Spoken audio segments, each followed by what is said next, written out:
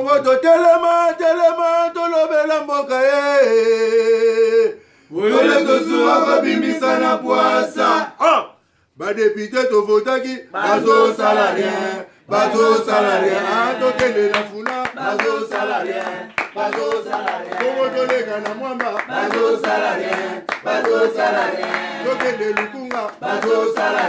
est 21h passé de quelques minutes et tout sous à Paul Tozaline Tandoike pour Tobeta Biloko. Je salue tout le monde.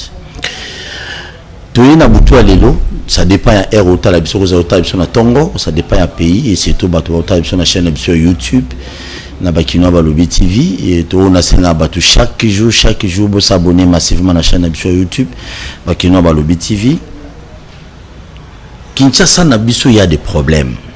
Parmi les problèmes, on a eux autres dominés Mikolo Zali insécurité. Babinga moi mingi na scellé na domaine présidentiel. Balobi Koulou Nezali Kuna Mikolo yo donc non. Attends la est insécurité za la bonté.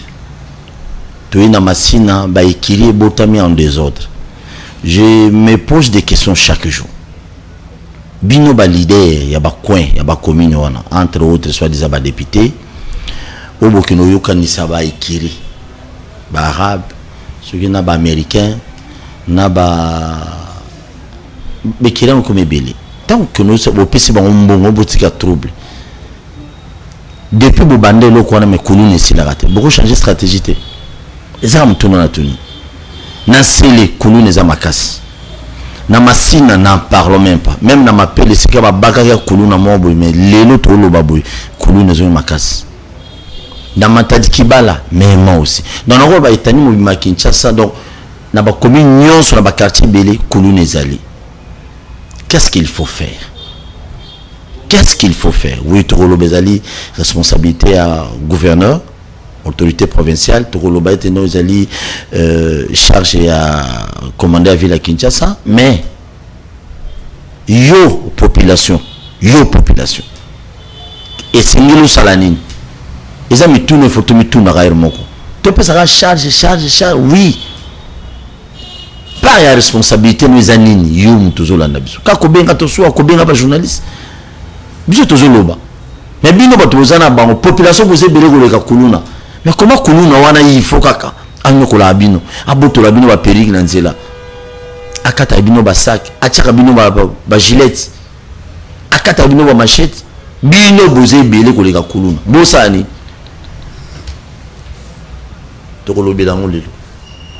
Namba qui ba journaliste, namba qui bolojo, namba moi va te belé par rapport à propos au chef de l'État na Côte d'Ivoire, ou le baki armé na biso zali pour quelque chose pour na bitumba est. Et puis à Robak qui ba enseigner na biso ba na niveau té. Nambi ndeko na biso azali patron média moko en ligne Congo Market TV.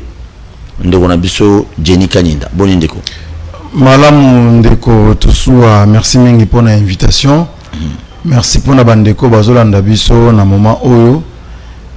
C'est toujours un honneur pour na biso koya koloba makambo mboka parce que nous avons une conviction. Nous avons une détermination par rapport à la conviction wana, ce qui produit en nous un engagement ferme pour na koloba makambo mboka mbongo ou pas mbongo musala to pas musala. Mais tobeta masolo ya mboka po tozana posa changement et nous sommes de ceux qui pensent que le changement ne se négocie pas, le changement s'impose. Il est temps que le peuple congolais a exigé et pas Bakonzi Mboka, peuple congolais a exigé et pas président de la République le changement. Donc tout senga penza mokonzi tolobi tolingi vraiment changement et changement on a quelles que soient les mesures qu'il prendra, pourvu que tout le monde a changement. Ceux qui est au Senga Bali Abatu, ceux qui est au Senga Babengana Batu, ceux qui est au Senga Biso Tozana Posanga na routine de pacte na diable, na routine de pacte na Nzambe, mais pourvu que Biso Tozoa changement. Tozana Posa ya changement. Na makamba mibeko, na makamba sécurité, na makamba économie. Na makambu ya social toza na posa ya changement oyo eza ko s'imposer faut ko taper na religion ndeko tosua changement bayokelaka yango soni te. Soki ntango ekoki mpona kochange ndeko mwasi changer na koyoka soni te. Soki mobali moko boye azonyokola yo omoni mpenza ke awa il faut na changer na yo changement bayokela yango soni te. Po soko yoki changement soni jour changement ekoyoka yo soni liwa, ça sera trop tard et aux liwa. Très bien, merci beaucoup ndeko nanga Jenny. Insécurité Kinshasa yo comme pandisa on c'est sûr certains yo pe obanga pe ko kene ba comme sous de père qui no ba katope lichete pa kuluna. Qu'est-ce qu'il faut faire pour que kuluna ici là na Kinshasa, parce que toujours déplorer que non na est ya mboka na biso kuna bitumbe zali chaque jour bazo kata batu mitu bazo kata batu ba machete bazo boma ba bande kuna biso ba congolais mais hawa na Kinshasa pe tozali na insécurité moko permanente na ba quartier muso Kinshasa de 19h déjà batu wana parler côté muso 18h batu déjà bazana parler. Qu'est-ce qu'il faut faire pour que non kimia ekota na Kinshasa? Merci beaucoup pour la motuna wana. Et le quoi liboso biso bapandi sango tozwaka occasion ya rotambola pena mokili ya okende pe bamboka mususu. Ce qui est vrai dans toutes les grandes villes du monde. Dans le bien, dans toutes les grandes villes du monde, ezakana obabengaka banditisme urbain.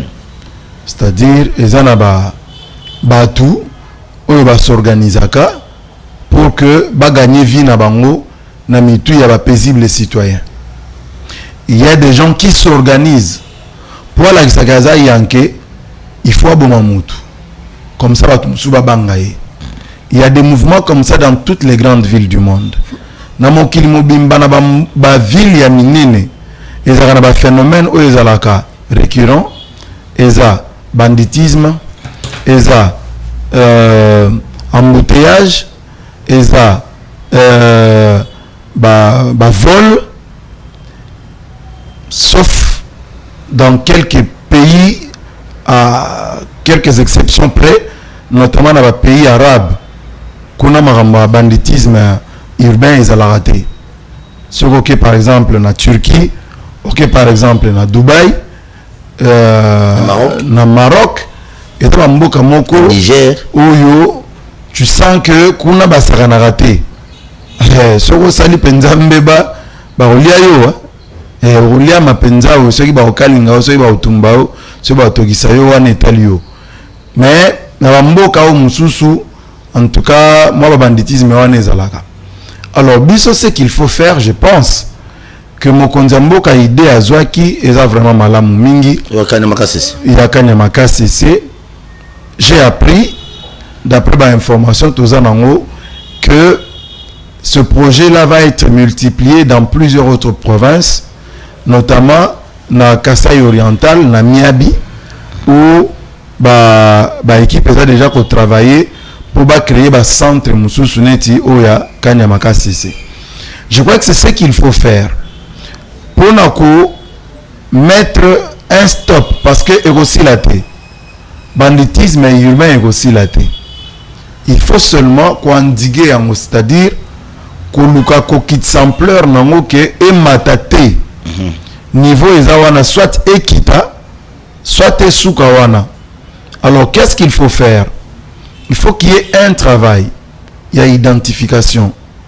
C'est vrai que dans la police, si je ne me trompe pas, bazala déjà na moi cartographie na bango, moi répertoire na bango, annuaire na bango, ba ebi que na quartier tel, ils ala tel moi na papa tel, moi na maman tel, ndi basala biloko wana. Donc identification, il y a ba jeune délinquant. Wana eza manche ya liboso. Deuxième manche, eza délocalisation na bango. C'est-à-dire que l'ongola est un milieu naïe, comme maïe dans un autre milieu pour un encadrement. Na Kinshasa awa, tout ça le quoi na ba terrain neti ba bukangalo nzowana oyo batu balia mbongo lelo bakomo sala pe makelele na ba TV basali ba parti politique alors que balia ba mbongo ba congolais. C'est parti politique dans ma campagne. Voilà. Donc wana je crois que bakoko za ba jeune wana batindi bango atana ba centre wana bakindi basa misala kuna pona développement ya mboka. Donc, initiative à Mokonzamboka est bien. Mais seulement, je crois qu'il faut donner un peu plus de moyens dans le programme. C'est-à-dire, les jeunes, normalement, tout récemment, ceux qui 300, plus de 300 délinquants, na Katanga, na Lubumbashi, je crois que c'est cet effort-là qui doit être fourni. Vague Moussou ya Kishasa et Salama. Parce que ça va qu'il chaque semaine attend. Pour ezana Moussou babotami sika.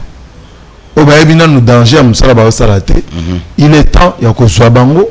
Comme bango na centre kuna bakende ba yekola musala oyo babongi na musala ya armée, bakoti na armée, oyo babongi na musala menuiserie, bakoti na menuiserie, ainsi de suite.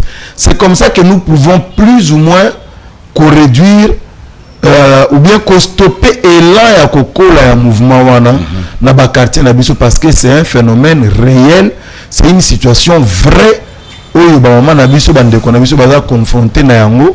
Je crois que ça fait vraiment très mal ya komona bilenge na biso bazoko soko tali pour la plupart ils ont vraiment ba jeunes moko ya mike on va belé la plupart ba adolescents ba 17 ans 18 ans. Voilà, donc il a vraiment comme ça la passe mingi quelque part.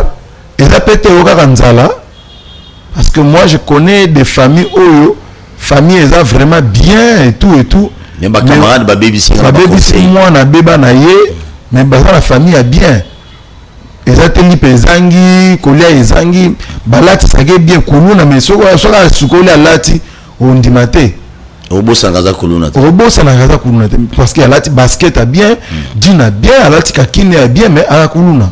Très bien. Donc, mettons baloba que non pour Moko, colonel Justin na Tchangwa Kangaki dans Sélé, à Kangi Ebisi Bangote, à Kiakati Batumaché de Nakata Nawa Ebisi Wangata Bakangi Wapia Obi Manika. Là, c'est un problème sérieux. Il y a justice Nabiso. Webi Mboka Oyo, l'air président Lobaka Mboka Zako Kufa. Batu bachaka makelele mboka ngoya kokufa wapi mboka ngoya kokufa zo gérer ndenge nini il faut démissionner il faut atika mboka eza kokufa wapi mboka eza kokufa ndeko nanga Paul. Parce que comment vous pouvez comprendre que la population simple congolais landa a dit que muto aza criminel bakangi mais à quel pas magistrat libéré. Mais non, magistrat non plaignant c'est ça le grand problème. Il y a des bango bakulu na parce que tout le monde a dit que s'afficher à la plaignant de père que bato batikali on n'a pas s'en charger na sima. Bon, celui magistrat plaignant était ausani. Magistrat azana mibeko. Ayekoli mibeko. Mais je ne comprends pas comment vous avez limité par rapport à établir infraction, rétablir vérité. Je ne vois pas comment est-ce qu'un magistrat peut être limité ou bloqué. Mais tout ça, ça relève simplement du fait que le magistrat est belé, et le magistrat, il y a 3 V. Villa, veste, voiture. Donc, à autres travailler, objectif, il faut son villa. Objectif, il faut son voiture. Objectif n'est pas son ba veste. Ba ngonion sauté hein. Tout ça ba magistrat ya valeur, ba tu ya motuya, ba tu ya mayele, ba père de famille responsable, respectueux mi ba kwa droit. Ba zali, o penda ba sali la ka droit, ba sali la ka mibeko ya mboka. Mais ça pe na baninga na bango mususu ba zo bebisa sango na bango ba zo bisa réputation na bango. Ezaka neti biso ba journaliste. Ezana ba journaliste ba osala musana bango na limemia na molongo. Na respect à éthique et déontologie, mais ça peut na misusu ou éthique na déontologie le bela bango et le côté. Donc c'est ce qui se passe dans le secteur ou un parti politique. Oui. Donc il y a des journalistes qui ont rôle na bango en tant que journaliste. Mais maintenant, moi je pense que il faut que ba magistrat na biso va prendre conscience que mboka pour échanger, nous avons besoin de magistrats qui comprennent leur rôle dans le processus, il y a transformation, il y a citoyens congolais. Très bien. Parce que ceux qui ba kangi mutu, ba ye na ye, asa criminel, yo libéré, ça signifie que Moutouana Kozonga a continué à y sala ba crime naïe, a continué à y boma naïe. Alors que Azaki na maboko na tu avais la possibilité ya ko mettre na oba benga kana bango bato ba droit mettre hors d'état de nuire. Mais Azaki na occasion on a mais hors d'état de nuire, c'est-à-dire au longolier makoki ya ko sala batu mabe. Aussi lycée makoki ya ko sala batu mabe mais yo tikeli le sous makoki wana. C'est ce que nous déplorons malheureusement, mais je pense que le président de la République, avec son gouvernement, va aussi la main pour que initier recrutement de nouveaux magistrats pour que bao ya kalawana bao ya bavere wana ba pembeniser bango ba magistrat monsieur va sala tester si les lots on va publier ba résultats na bango je me trompe pas. Bon, je crois que le problème est il y a qu'à poursuivre parce que nous avons un sérieux premier nombre de magistrats parce que nous sommes baza na Kinshasa baza bango nyonso wana Kinshasa kende na Mbandaka kende na Kikwiti kende na Mweneditu kende na Idiofa okendotala ba magistrat baza te na ba parquet. Très bien, merci beaucoup Ndonga Jenny Kaninda. Le phénomène nous allons moko ya basien fasik makamozo leka na Dubai automoni vidéo mo ya ba bilenge mususu ya basi alobi aza ancien étudiant azaki muto ifasiki akala o bazoli ya matière fécale pona mbongo pona boye les étudiants to balulu rabaninga o balulu rabaninga par exemple o bazoki no lia matière fécale pona l'art tolini europe ça ba comme ene na bango na métier. Non mais oebi pour poser na idole non je crois un jour on a besoin j'ai eu pour modèle mon propre oncle Polydore Mouboya Moubanga paix à son âme, mais aussi na poto na Mikila poto mon modèle c'était Patrick Poivre d'Arvor. Donc waneza bateau ngai na mona bango à l'œuvre et puis na loba je voudrais faire comme eux. Non, je pense que bandeko bakoti na musala journalisme le lo moi je compte 24 ans à profession. 24 ans à profession. J'ai commencé ce boulot d'entrée à AFDL en 1997. C'est là que j'ai commencé. Alors, ce que nous sommes aujourd'hui est un fruit à un parcours, la patience, le travail. Nous avons dû travailler pour que les lots à la combo soient les qui ah Jenny Kaninda. Nous avons dû travailler.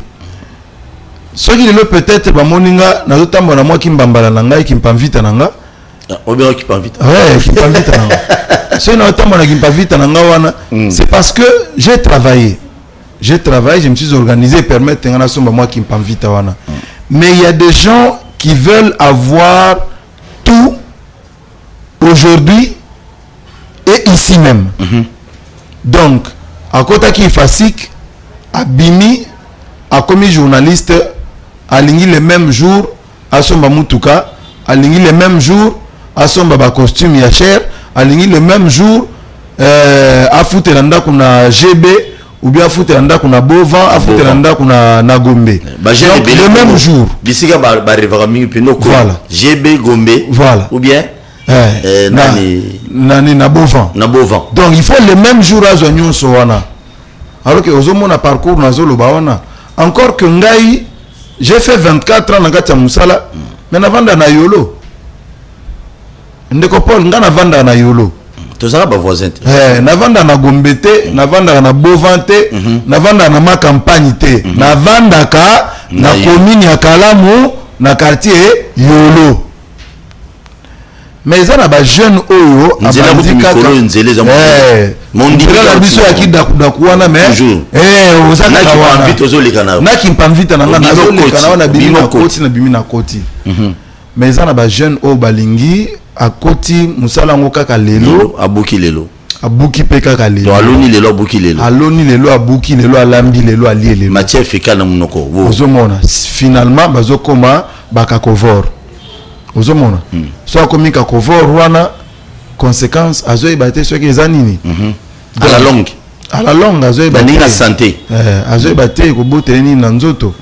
ozomona je pense que il faut batu to apprendre ya kokende malembe na vie soko otali mindele soko omoni bazobenga ye millionnaire ça signifie qu'il a pris le temps de travailler pas comme un millionnaire. Pas comme un millionnaire. Ceux qui aza jeune a comme millionnaire, ils ont héritage, il y a koko naie. Ils ont héritage à famille. Koko naie a travaillé à dur. A mimi mwana naie, c'est-à-dire koko a travaillé, koko papa a travaillé, papa mwana a ekozwa, a continué à être millionnaire. Ceux qui sont footballeurs. Au gars qu'on a footballeur wana nombre d'heures na ye à travail. Au comparé à un joueur na biso awa ya Congo, nombre d'heures ya travail na ye au lobby o ya biso ça là jeu. Sokozui journaliste oyo asali kombo wana et pas ya mindele. Otali nombre d'ouvrages, nombre de livres asi atangi na vie na ye. Asa azo tokuta na baninga kwa azo bisono yo tango zolo bakeno na sina tangi 15 livres. Ngane na zabo na tangi 15 penza ya ba wana za ba tubanini ya mike na te 15 livres ya minene na sina tangi penza 15 ya minene. Mais il y a zo biso na sina tangi ba 85 ouvrages. Mais azane qui par rapport na yo asa tangi ba 85 ouvrages. Ozomona niveau ya travail déjà. Ozomona niveau ya travail. Donc ngande na zaboye bientôt 50 ans nazaka na 15 ouvrages na tangi. Mais il y a peut-être na 30-35 ans à ça tangi 85-87 ouvrages. Ozoka niveau ya mutu à travailler mutu na ye. Mais biso tolingi facilité. Nous n'aimons pas travailler, nous ne voulons pas travailler. Tolingi donc nako banda nako bonga malamoko. Donc nako banda na 10 000 vues malamoko. Il faut banda quelque part. Il faut banda quelque part. Kende malembe crescendo okoma. Pour bateau besoin de succès lelo, on va aussi là. Yondo remplacer. Ba aussi ça succès non sauté. Ba aussi ça non sauté jamais. Ba aussi ça jamais buzz. Ba aussi ça jamais ba nini ba scoop. Scoop est aussi la terre ozalaka kaka kende malembe. Et on est na ça va tout musona. Ozok mwana na ngai azo sala ba art. Azana Beaux-Arts. Aya ebisinga non papa tu vois toi tu as beaucoup d'amis des autorités tout ça pourquoi tu veux pas me brancher il faut m'amener par exemple chez les Augustin Kabouya là-bas chez les Jean-Pierre Bemba chez les Fayoulou là-bas je leur fais des portraits je vais leur vendre je veux pas que tu commences à me donner l'argent tous les jours je peux commencer à leur vendre des portraits Nathalie Mwana Sogoye Baka Nathalie Mwana lobi sala parcours na yo c'est mieux sala parcours na yo banda ko sala ba portrait na yo te kango na ba frère à église banda wana tekela ba tata mwasi na famille tekela ba noko na famille banda ko bima malembe obando tekela papa moko ya quartier obimi otekeli papa moko ya commune obimi otekeli papa moko boya ya Kinshasa sala kombo na ndenge na yo otekela papa moko ya Congo suka otekela papa moko ya Afrique et puis fin otekela papa moko ya monde kende malembe mona zo na nzela nde conseil na pesa ki nde conseil na opesa baleki na biso na ifasik baleki na biso bazana faculté catholique bazana université supérieure nyonso to kende malembe. Merci. Na domaine union surtout que ne malembe ce n'est pas en vain na otko baksen de konanga Jenny. Je dis ici chaque fois na pesa exemple à Zakari Babaso succès Zakari Babaso ça na Kinshasa to na Congo eza yango tazana ngolelo Serge Kayembe lelo côté politique je crois côté na IDPS tango osa la succès wana ina zakle ata ba Jenny na bato swana bato belé des fois to ebana ina nuté Jenny. Non mais à cette époque l'air vieux Zach Lazo ça la feu vert. Oui moi j'étais à la RTNC à l'époque. Non mais pas à l'élo. Voilà. D'autres différences c'est ali. Non c'est pour dire que Barosili ça jamais succès. Très bien. Barosili ça monté. Non, ça peut te compter la CG autour le Lelo Yves Kambala qui pouvait croire na succès à la Lelo comme gestionnaire ya ça de Marty. Qui? Personne.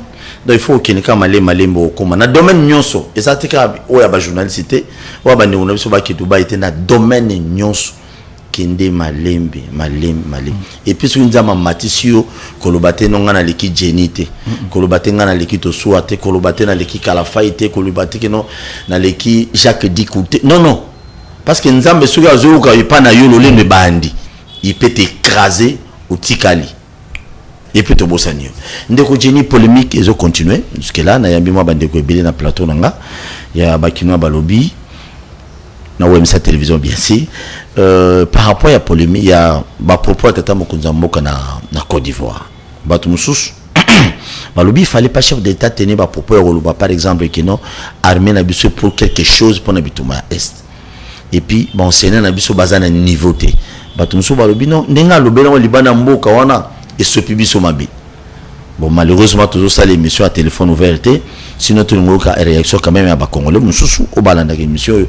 Base et belé, bah, c'est là qui n'a monté. Mais belé, bah, l'objet, t'as mon connambo, des fois, biso, bah, Congolais, toujours la phrase de quand à mon corac. Continuité à texte.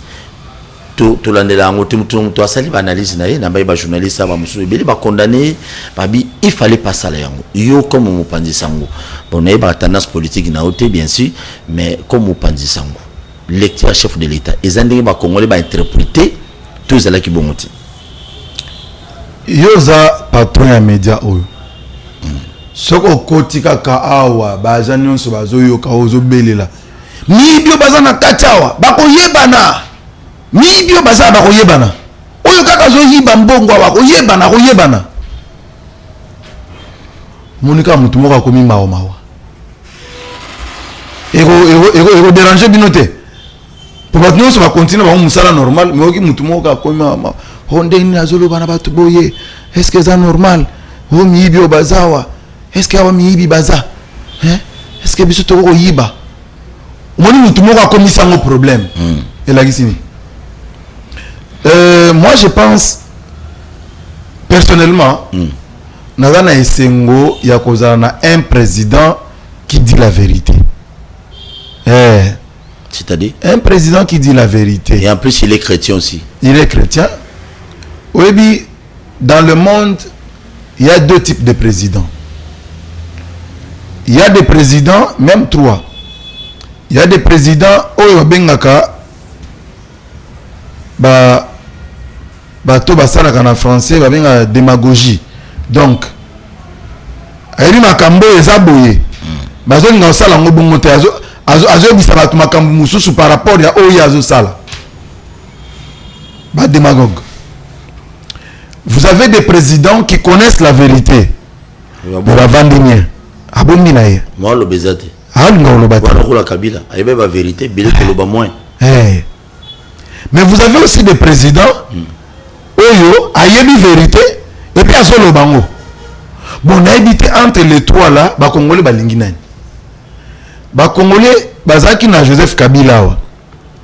Ayebi vérité. Bon, nazolo ba Congolais o wana. Ah OK, c'est bon. Bazaki na Kabila awa ayebi vérité. Azolo bate. Yango président modèle nyoyo. Azomona makamune monité. Yango yo kakate. Amona kate. Omoni ko za na étranger ko na mboka. Omoni nyonso ka poza Congolais te. Nyonso yo. Nzamba saini ni ayoki. Bato bazolo bake bazana ba pasi na bango mais président na bango azomona te. Président na bango azoyoka te. Président na bango azolo ba pasi na bango te. Soit tindeli biso président oyo ayebi ba pasi na biso. Kwa bomba mabe. Amona kango mais alobi bomba mabe. Abeta biloko à tout moment. To sakola et puis a sakoli. Alobi na yebi ke ndenge toza boye. Batuni epe mituna. Ezali te kala muki kabo ye moka bandoloba te. Bakosa batu te. Président ayambi bana mboka. Ezana tikaka papa na bino avandaka na Lubumbashi. Bozana bandeko ebele awa na Kinshasa. Papa aye ayaki mission de service. Mais papa na bino a décidé azonga Lubumbashi sans qu'il amona bino. Bon c'est pas là. Jamais. Bon papa en tout cas ata ozana tenter. Ata 2 minutes. Ata 2 minutes. toko sangana biso nyonso place moko wa tokutana tovanda ta 1 minute to solola. C'est ce qui s'est passé. Papa lui boke bo sangana bandiko basangani papa ye babandi ko tuna emituna balobi papa loba na biso nanu toza na pasi tozo mona insécurité ndenge za na est ya mboka biso to monela ngo na musika ba video na WhatsApp na Facebook ba photo ya ndenge bazo kata batu mitu ndenge bazo pasola batu mabumu ndenge bazo tuta bana mike na maboka.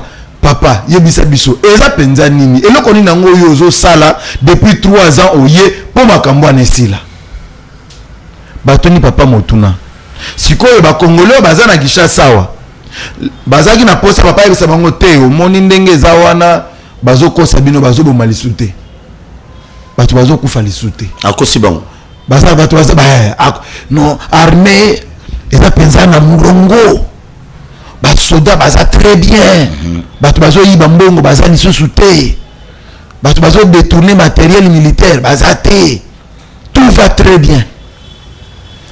Ba Congolais balingaki président le babongo ndeko Paul yebisanga soki kaka président Tshisekedi alobaki bongo muko antombolo lobi nango linga ezala nini omoni po déjà ba terminer ki nani alingeti ba proposer na États-Unis alingeti ayebisi bango vérité alobi na bango oza liboso ya bato boye ko senga bango po baya ko investir na mboka baya ko tia ba entreprise na mboka baya ko tonga ba pont na mboka baya kocha ba usine na mboka mais ba Congolais bazolo banini te ifala ko yebisa bango ke pana biso kuna omoni bino na ba entreprise na bino soki boye kuna bola ke pana biso kuna eza ko yinda bazo boma fort bazo tuta batu na maboka bitu ya batu bazo kata batu bitu na bino boya ka même na mbongo na bino boya ko investir ba Congolais. Donc balinga ki joue la lingeti alo babongo même ceux qui sont sur le plan légal état de guerre ba déclaré Congo par le président de la République après avoir voté dans le parlement. Il faut parlement y voter en OK tozo kota dans un état de guerre. Président état de siège.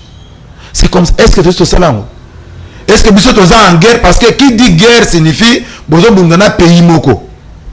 Bon on se bat on est en guerre contre quel pays? Pays nini est déclaré biso guerre to biso to déclarer guerre contre yango. Quel pays? Exact. Donc sur le plan légal comme sur le plan mibeko exact ndeko to suwa. Mais tu dis que insécurité est dans mboka na biso. Et ndeko jila lobaki yango. Donc voilà un peu les Congolais. Ceux qui ont le vérité, babi on a n'importe qui ne la vérité, boye pas papa et pas papa qui ne la vérité. Papa, ngai na vanda ka Lubumbashi. Na ye ki sasa kotala na mission de service. Mais na kishasa na vandi na bana nanga na solo na bango. Na solo na bana nanga. Bino boye bisanga ote ndenge ni na ke ko solo makambo famille na Kishasa. Alors que baza bana na ngai.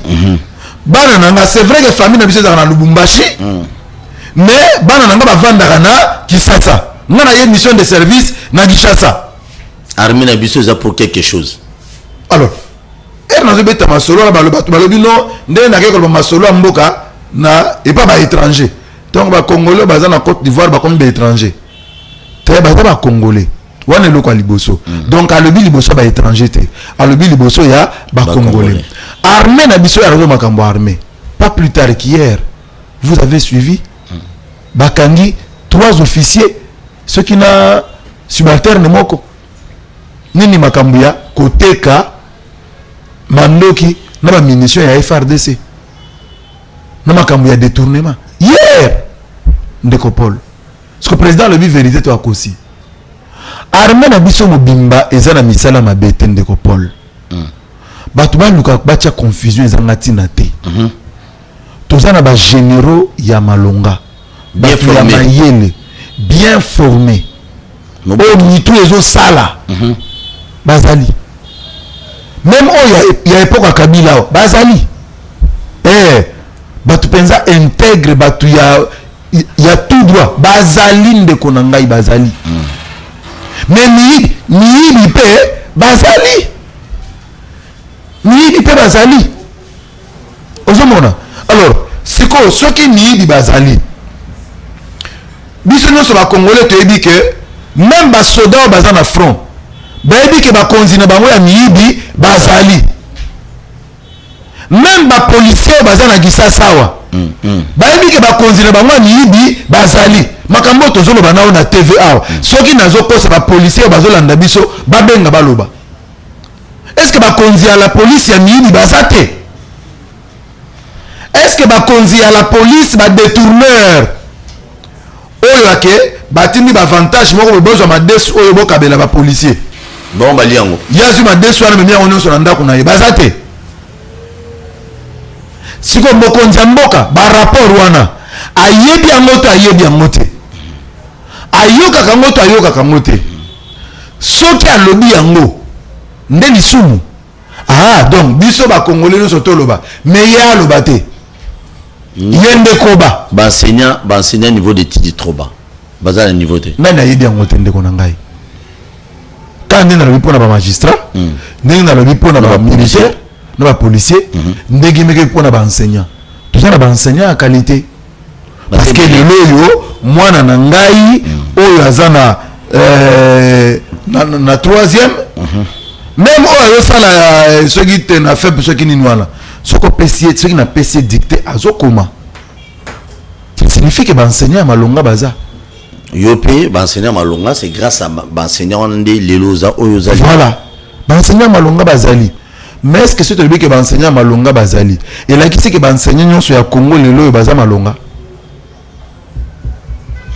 est-ce que na baekole na biso nyonso ya Congo lelo oyo baenseignant malonga bazali est-ce que eza na baekole te oyo lelo soki opesi mwana dicté ayebi kokoma te mwana wana ke akomi ti na université mwana wana ke akomi ti aza engagé na société baza te faute euti wapi soki toza na bakongole lelo oyo bazoconfondre u na i euti wapi na baenseignant te soki toza na bana lelo oyo na Congo bazoconfondre le na le euti wapi na baenseignant te soki nga nayebi naza na maîtrise ya biloko wana nakokotya u na place ya i te c'est parce que nazwaki baenseignant ya bien otangisamaki bien natangisamaki bien mais est-ce que baenseignant wana ti lelo bazali pour l'interrogation parce que nazwa diplôme d'état na ngai na 1997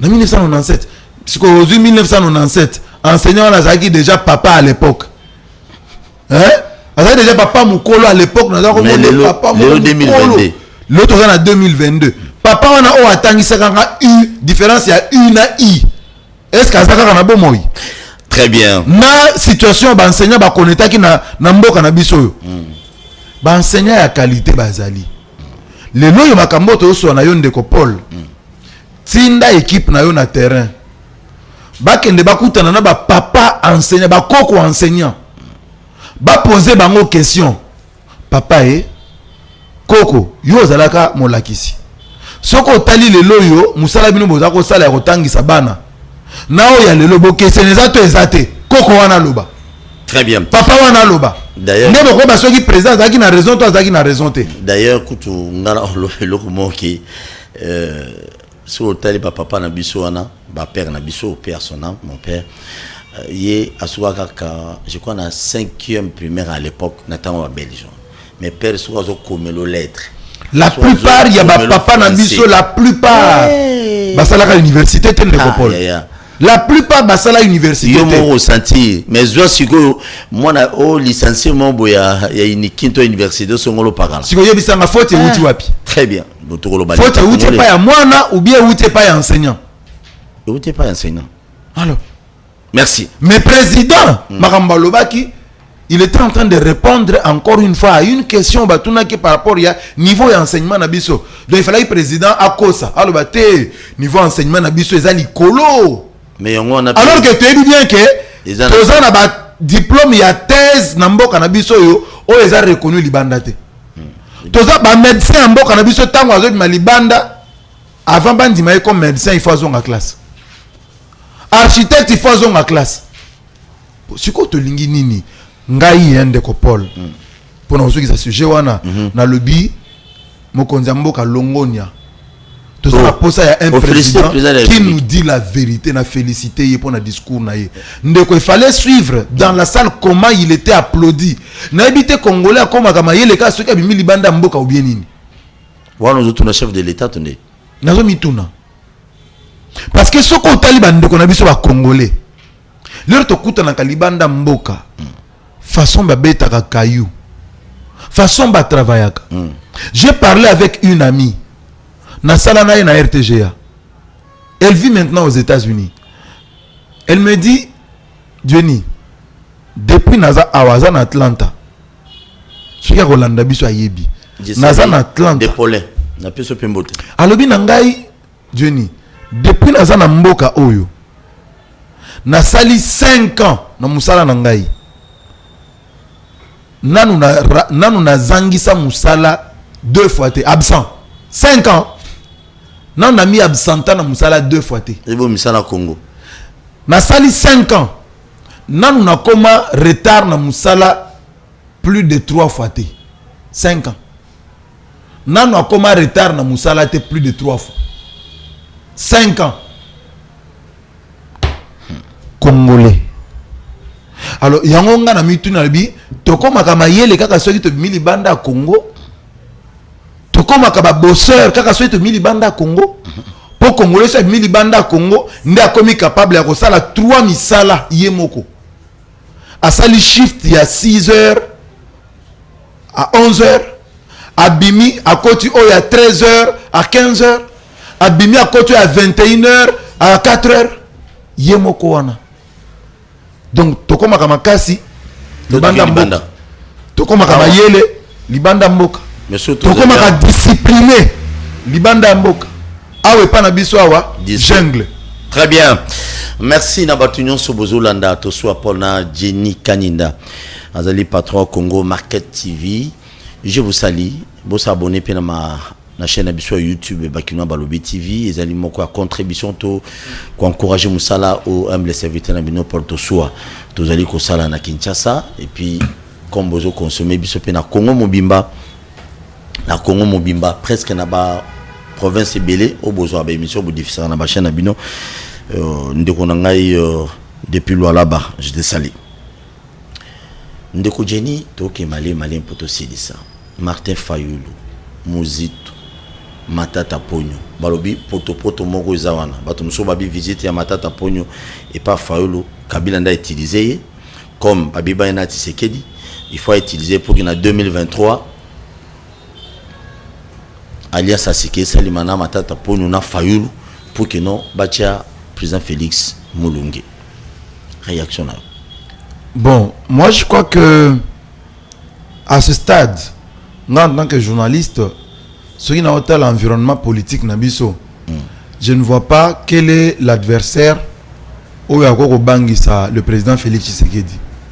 Jenny sérieux Jenny nazo monate bato bazota la biso nazo monate bato baota la biso tangilanga moko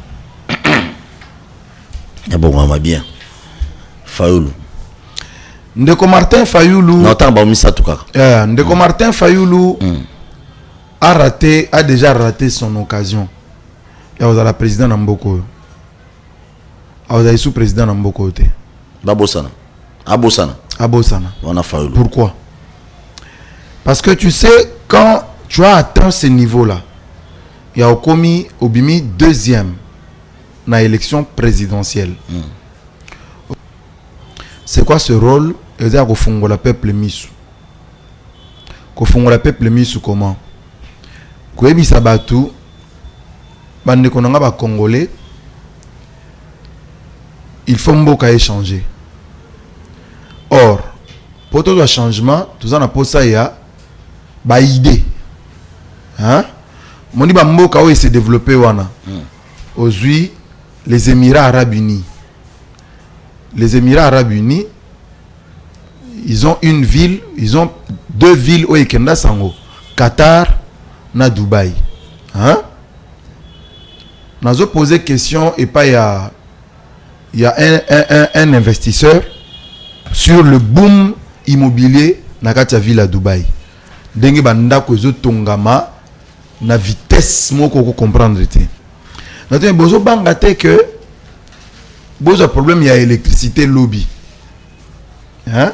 Le bo comme on a problème il y a délestage pour bandako etonga parce que biso na Gishasa bazo biso no moni bandako etonga mi ebele na quartier net na Lingwala ba immeuble ezagite ba immeuble comme ebele na Lingwala comme na problème à surcharge. Est-ce que bino bo comme on a problème en até? Ataninga on dirait mutaliboma. Oh, yoloba. Donc lobby hein, après 20 ans, tout le monde a problème à courant. Oh, et ça m'a dit. Avec on ville à Dubaï. Avant au monde a miro au monde mati on a ba vitre mati. Ba comment qui on a papier. Ba dessiner qui on a papier. OK. Ba dessiner qui ba lobi mai e obandole kawa. Et ça désert hein. Ba bi ke to legisa mai to benda mai kuna e ko ya oleka awa. Moni courant to sala to yebi que en 50 ans to comme la population autant. Ba comment qui déjà na papier. Ba sala qui ba étude. Ba commis déjà que en 50 ans to na batu autant. Barozana posa ya ko consommer courant autant. Barozana posa ko consommer mai autant. Barozana posa ko consommer internet autant. Si ba koma ki ba idée wana nyonso na papier. Ba koma déjà ba prépara déjà. Donc le lobby ezokoka ezokuta déjà que si ba koma ki ba idée nango na papier. Martin Fayulu arati. Yebi sangande ko Martin Fayulu idée nini oye apesi par rapport à la gratuité de l'enseignement. Parce qu'il dit oh tu sais que ça les amabe ye azola kaba congolais que ye akosala ndenge nini. Très bien. Makambuya banditisme urbain. Le loyo tu sais que dans pouvoir ça fait 3 ans. Yebi sangai idée oyo en tant que journaliste aussi au Kanga de la part de Martin Fayulu ndenge ye akosili soki ezala ki ye ndenge akosili c'est la banditisme urbain. Bon, Martin Fayulu pona ye cherté ya vie idée yo en tant que journaliste so yo kaya zoloba que ceux qui a eu pouvoir comment est-ce que akosilisa nzala ya ba congolais idée oyo kanga na Martin Fayulu depuis ces 3 ans ezanini ezate donc il ne peut pas faire peur na Félix Tshisekedi tanga ya mibale Moïse Katumbi pour ezoloba madije na Kabila libale ezali on dirait ezonga toke Moïse posa koloba qui se ressemble s'assemble toke nanu toke Moïse Katumbi kasi na ba Moïse Katumbi qui se ressemble s'assemble c'est-à-dire que ceux qui ba to moni ke ba na biloko moko basalaka ekokana ba biloko na bango basalaka ba yebani na biloko na bango basalaka mais o basalaka ngo côté kuna o basalaka ngo côté kuna donc ba to na po basangana eza pasi pe. Donc mon biloko onde ko Kabila za ko sala ndende ko Moïse Katumbi asala ngana comprendre ngayo donc nde biloko onde ko Moïse Katumbi asala moni biloko onde ko Moïse Katumbi asala nde biloko onde ko Kabila asalaka donc baza na possibilité ya ko sangana baza na facilité ya ko sangana po baza batu ya ndenge moko. Très bien. Ils se ressemblent et ils peuvent s'assembler. Donc, banque c'est président Félix. Côté wana ba Congolais ba yebi qui est Joseph Kabila, ba yebi qui est Moïse Katumbi. Oko bisanga de chez sa Moïse Katumbi uta wapi. Ngam na tuno mituna lelo. Toyoka ba loba e uta na pêche. Bateau de pêche azaka nango eza wapi. Wana batikala oyebisa biso te. Mais wana donc bangomi balé wana taba sangani et au banque c'est notre président Tshisekedi. Très bien. Yamisa Tunani. Yamisa tu Matata Ponyo. Matata Ponyo. Non mais Matata Ponyo. Matata Ponyo a travaillé na Fayulu te. Ba osangana na Kabila na Katumbi. Simba data lelo. Émission yo bobombango. Oui. Matata Ponyo ba retravailler na Kabila na Moïse Katumbi. Adolphe Muzito a retravaillé na président Tshisekedi. Fayulu Oui, ozo ça ba Fayulu OK mbango jene. Fayulu non Muzitu na président Félix. Muzitu na président Félix. Oui. Ndeko président Fayulu a travaillé na Lisanga Bonganga. Simba émission à l'élo bomba émission à l'élo a travaillé na Lisanga Bonganga. A travaillé les sunana. Nana ni mususu. Bon ok Alain Bolo a sali parti. A travaillé na Alain Bolo. Alain Bolo mais c'est fort possible à travailler na Kabila. Alain Bolo. Oui. A travaillé na Kabila. Voici. Bobomba émission. Oyoki. Bobomba yango. Merci. Mais si quoi Félix Tshisekedi azanani. Le président Félix Tshisekedi Uta Botama. Asala commerce ya uranium te. O basala commerce ya uranium ba miyebi. Banane d'après yo. Nakotanga ba kombo na bango te. Bango place baza ba miyebi. Président Félix Tshisekedi. Asala commerce ya cobalt te. O basala commerce wana ba miyebi. Jenny. Président Tshisekedi. Atikala ko sala port privé te. O basala ba port privé ba miyebi ba ko sangana. Mais port privé ba auto ko chapeli ce premier pierre à construction à port en eau profonde basuga. Et wana eza pona l'état. Pona l'état. Ils continuer. OK, OK. Ozok. Continue. Le président Tshisekedi atikala ko sala COP comment on appelle ça ya ba or na ba cassiterite atikala ko sala ngote. Aimne ba sala ngote. Ba ba sala ba COP wana ba miyebi. Ba ko sangana. Il va se retrouver et puis Adolphe Muzito parce qu'il y a bien ça. Adolphe Muzito aroya. Quel que soit masumu na ye. Ndeko Tshisekedi ya sa lobaki ngana ye naza na posa tena sa la chasse à la sorcière. Na bisi bande kwa to tchana se. To tchana se to sangana to tonga mboka. Mais pourquoi si ko ye aponiga Muzito apona Kabila te? Ya aponi mutu te. Aponi pe ndeko Adolphe te. Na retourne mutu. Mengai na façon nazo mona. Façon nazo mona lobby. Ndeko Adolphe a okende ko sangana na ndeko Tshisekedi. Merci. Na retourne mutu na mo. Président de la République Félix Antoine Tshisekedi Tshilombo. Oh, ils ont soutenu les lots. Depuis à Bandi, et là on y a Malam, non, il y a ma B à Sali ba Congolais. Et là on ma B à Sali ba Congolais.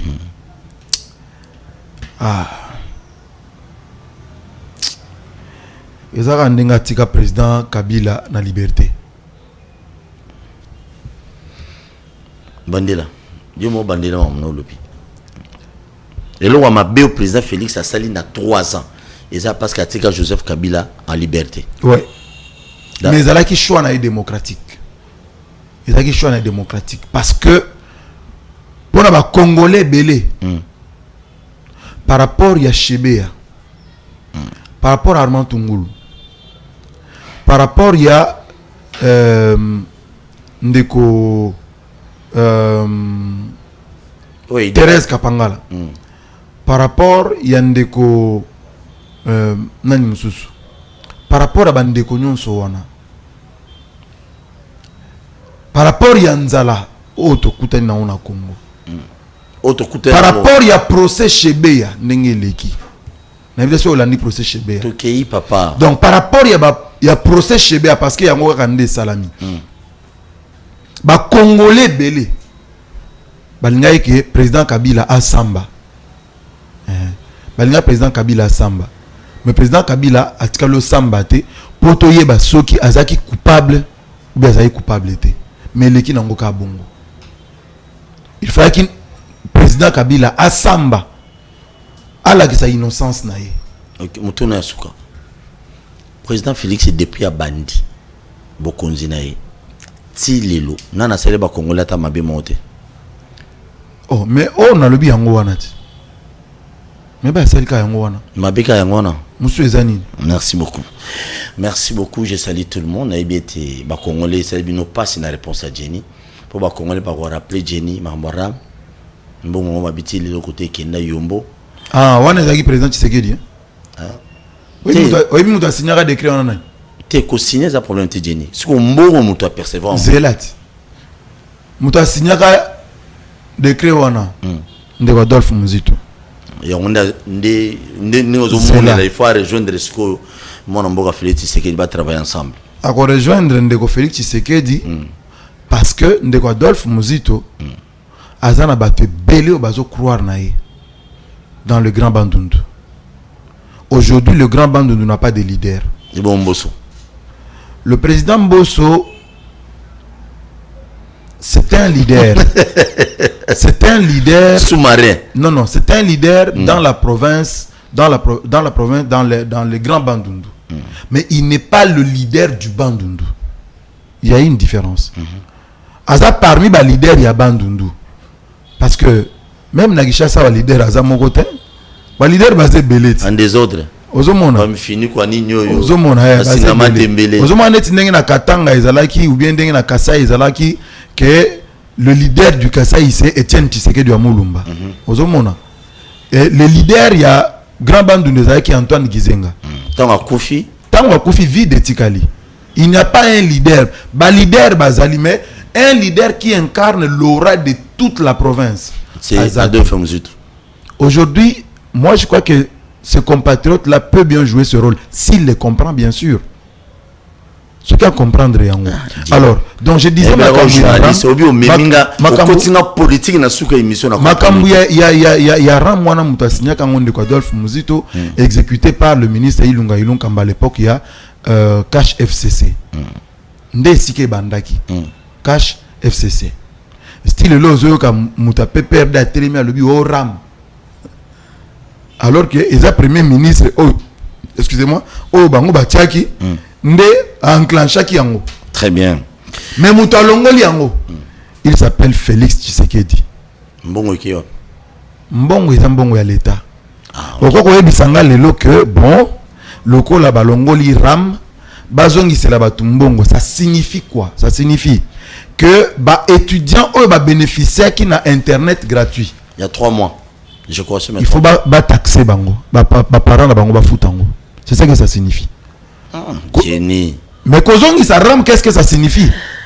Merci. Ça signifie que ba projet ou ba salaki ya kocha ba borne ya connexion internet à travers la République.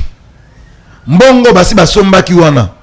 Ba congolais ba futa yango autrement. Merci Jenny. Comme ça bazongi c'est la bateau ba futa gira. Na tout le monde ba congolais ba bi président Félix Tshisekedi mabe.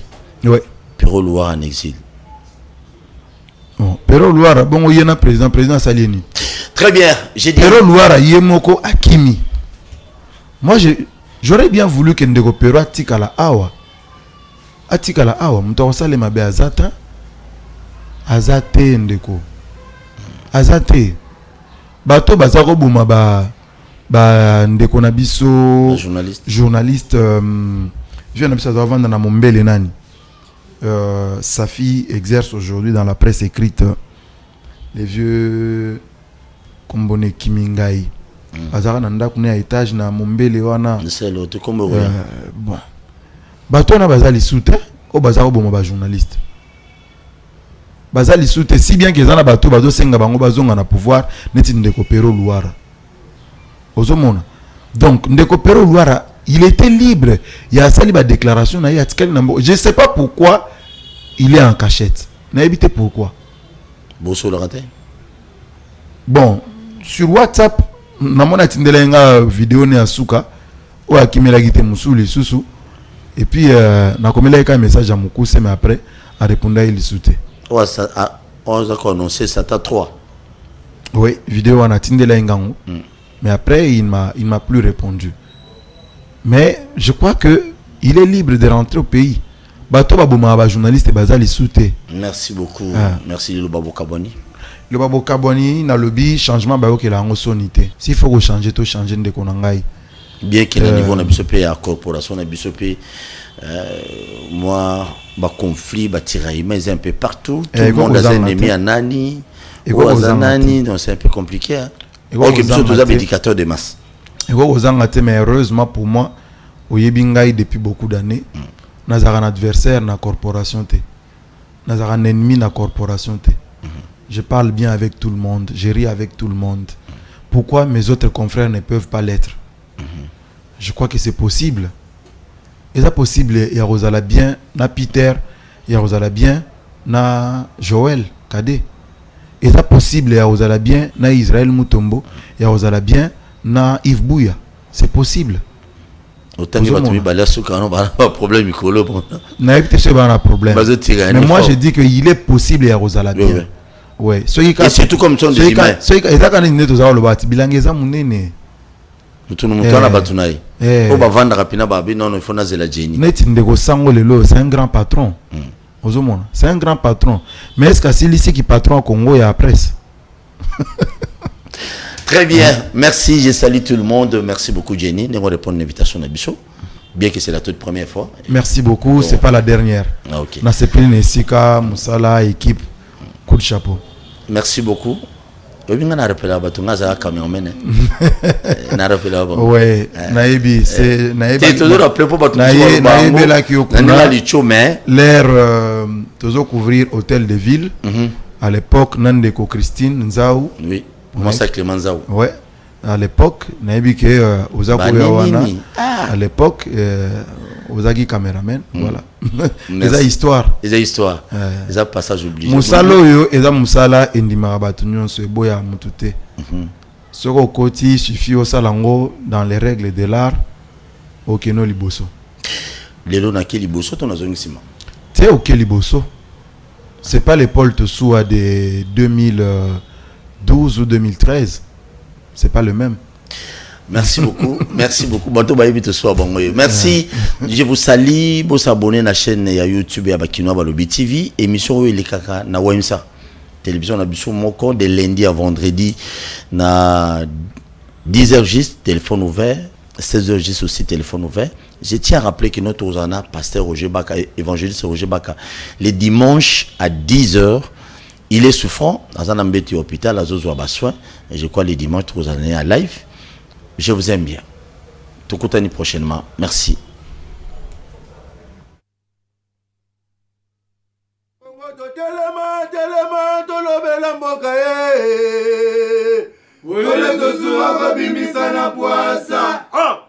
Député to votaki bazo salarien tokende na funa bazo salarien Kongo tolega na mwamba bazo salarien tokende lukunga bazo salarien na maboko kuna bibembe.